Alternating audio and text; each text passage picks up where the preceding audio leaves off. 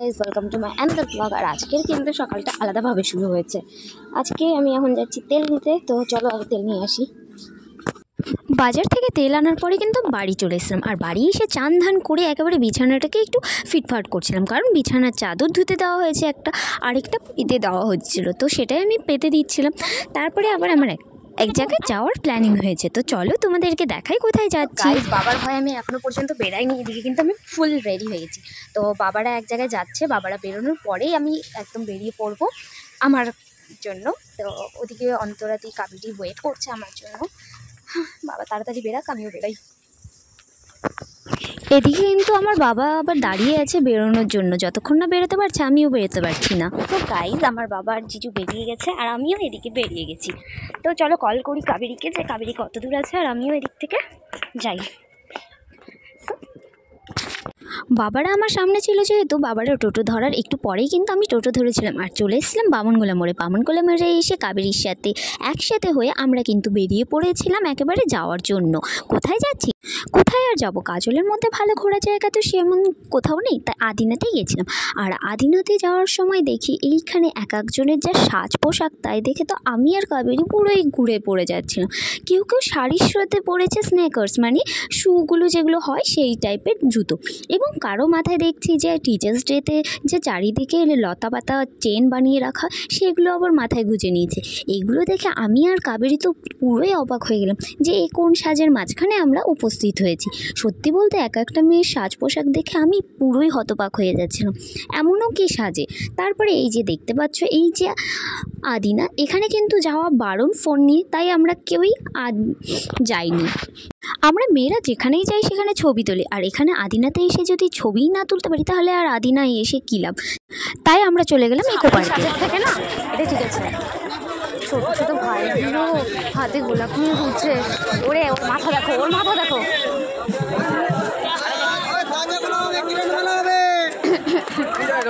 Seriously বলছি, আমি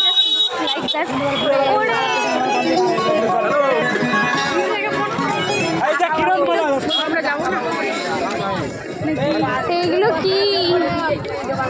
so guys, দেখতেই পারলে কতটা পরিমাণে ভিড় ছিল ইকো পার্কের গেটের সামনে, আর আমরা কিন্তু অনেকটা কষ্ট করে টিকিট কেটে ভেতরে চলে আসলাম। আর আমাদের টিকিটটা কিন্তু ছেড়েও নি দেখেও নি, তো আমি টিকিটটা ফটাফট ব্যাগের মধ্যে ঢুকিয়ে নিয়েছিলাম, যে এই টিকিটটা যদি দ্বিতীয়বার কোনো কাজে লাগে তাই।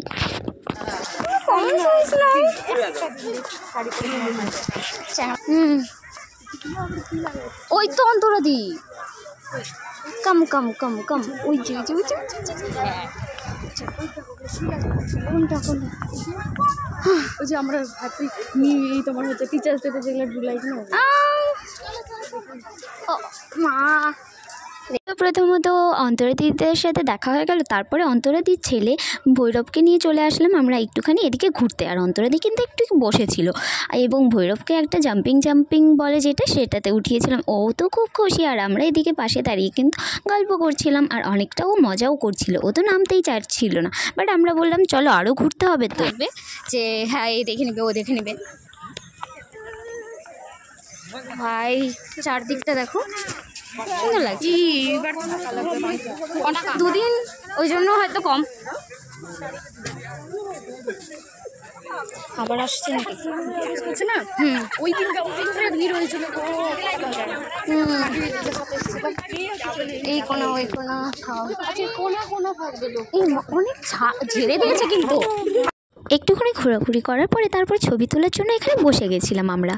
আর এখানকার চারিদিকটা এত সুন্দর লাগছিল, আর নদী, মানে নদী তো না, এটা পুকুরের পাশে বসে থাকতে আরও ভালো লাগছিল। আর চারপাশে মানুষজন ভরা, আর সবাই কিন্তু সেলফি তুলছে, মানে যে যার মতো মজা করছিল, আর আমরাও কিন্তু বসে অনেক মজা করছিলাম। কাবেরী আর আমি কিন্তু মজা করার জন্য চারদিকে দেখছিলাম যে কেউ চেনা জানা আছে নাকি, আর বয়ফ্রেন্ড নিয়ে আসলে তো হয়েই গেছে, তাহলে তো তার আজকে 12টা বাজিয়ে ছাড়বো, ব্যাস ফান করবো এইভাবেই ভেবে আমরা কিন্তু ঘুরতে শুরু করি। এবং পুরো ইকো পার্কের প্রায় 2 পাক মারা হয়ে গেছিলো আমাদের, কিন্তু কোনো চেনা জানা মানুষকেই আমরা দেখতে পাইনি। আর এদিকের ওয়েদারটা দেখো, আমরা যখন ইকো পার্কে এসেছিলাম সেই বিশ্বকর্মা পুজোর সময়, তখনকার ওয়েদার অনুযায়ী এখনকার ওয়েদার কিন্তু পুরোই চেঞ্জ, কিন্তু খুবই ভালো লাগছে। পুজো সবাই জোড়া জোড়া ঘুরছে, আর আমরা এই যে দুজন জোড়া জোড়া ঘুরছি। ইয়ো তোমার তো বেশ ভালো আছে। তারপরে এক জায়গায় দেখলাম হার্ট শেপ করেছে ফ্লাওয়ার দিয়ে, সেই জিনিসটা দেখার পরে আমরা চলে এসেছিলাম বাইরে। আর বাইরে আসার পরে কিন্তু একটা ফান করেছিলাম। আমি যে টিকিটটা নিয়েছিলাম সেটা কিন্তু কোনো ছেঁড়া ছিল না, যার জন্য আমরা কিন্তু টিকিটটাকে বিক্রি করে দিয়েছিলাম দুজন পার্সনের কাছে। আর তারপরে একটুখানি রোল খেলাম এবং ফুচকা খাওয়া দাওয়া করলাম। তারপরেই চলছিলাম বাড়ির দিকে, মানে বাড়ির দিকে বলতে গাড়ি ধরতে হবে যেহেতু আদিনাতে এসছি। এবং তারপরে একটুখানি পেয়ারা মাখাও নেওয়া হয়েছিল। ফার্স্ট টাইম একটা পেয়ারা মাখা নেওয়ার পরে সেকেন্ড টাইম আবার একবার পেয়ারা মাখাটা নেওয়া হয়েছিল। সেকেন্ড টাইমের পেয়ারা মাখা special thanks for another person.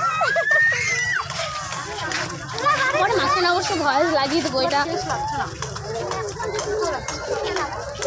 করে দিয়েছে। আদিনা ইকো পার্ক থেকে বেরোনোর পরে আমার জুতোটা আগে থেকে যেহেতু একটু ছেঁড়া ছিল, তাই আমি চলে এসেছিলাম একটু জুতোটা সেলাই করতে। তারপর চলে গেছিলাম বাড়িতে। বাড়ি চলে এসেছি আর আমার বাবা আসার একটু আগে আমি এসেছি। আর এখন কিন্তু বাবা চলে এসেছে আর আমি ড্রেস চেঞ্জ করে নিয়েছি। এরপরে আবার আমার পড়ানো আছে, তখন আবার রেডি হবো। তো এখনকার মতো এতটুকুই।